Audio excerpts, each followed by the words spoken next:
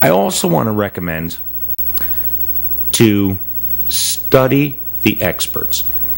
There is an art to social networking, and each social network has its own language and its own tricks, we'll say. Pay attention to those active users that seem to be in constant engagement with fellow followers. Watch how journalists and entertainers use social networks to further their career and engage their audience. You just might learn something. One of the most popular and often misunderstood or misused, we'll say, social networks is Twitter. Sure, it's okay to tweet that you're having coffee on your way to work, but if that's all you are tweeting about, people will get bored fast and stop following you. Post links that engage what other Twitter users are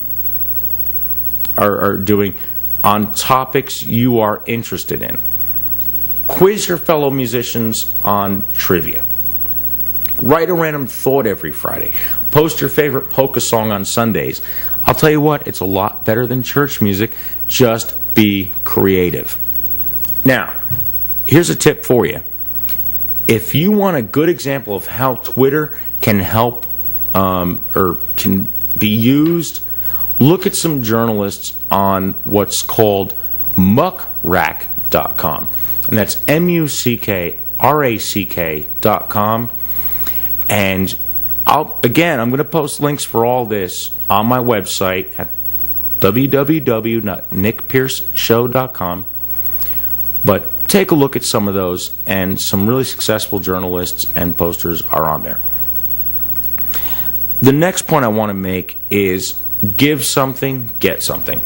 One of the most common and genius techniques for engaging fans is by offering free content in exchange for something small. This could be giving away an MP3 if someone signs up for your mailing list, or promising someone a free t-shirt if they guess your middle name. Forget about the quick sale and aim for the long haul.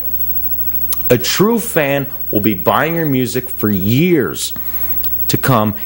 Let them discover your music by giving it to them one MP3 at a time until they are so addicted to you and your talent that they can't help but buy your album, DVD, bumper sticker, or even decaled blow-up doll.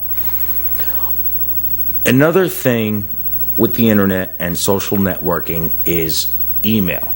Old-fashioned email. Now, I say old-fashioned because, everybody sends messages to everybody. Not as old-fashioned as the Pony Express, but email is still the most personal way of connecting with people online.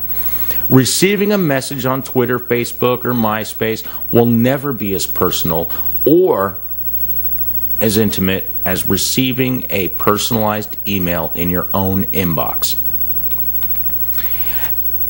Collect all the contacts from your band members and the mailing list you pass out at shows from fans. Also, create a list of industry professionals. Put those in a special group. They should be treated with a different degree of respect. Use your social networking skills to entice people to sign up to your fan list. Utilize a mass emailing service. There's one called ConstantContact.com. It's just one of many, and I'm not plugging anything here, but ConstantContact.com. It allows you to manage your email contacts, engage your fans directly, and avoid a lot of spam blockers that mass emails can sometimes fall prey to. Just remember, do not spam your fans. 1 or 2 mass emails a month is more than enough. And here's another tip for you. When writing emails, to your fans or followers, write them as if they are directed to one person and not to a mass of people. Only the person you send the email to is reading it, and not a big audience crowd or 50 people around a computer monitor, and you're not talking to anybody from the stage. So keep it personal. Address it to one person. Now, online fans exist in real life. I know it's crazy, but it's true. Use your live performances and even day-to-day interactions to bring people into your online community. Print your website address on everything you let fans have, and you let them know at concerts what social networking sites that they can find you on. Tell your audience that if they tweet your band name or friend you on Facebook, you'll send them a personal link to an exclusive free track or some photos or a clip from your film.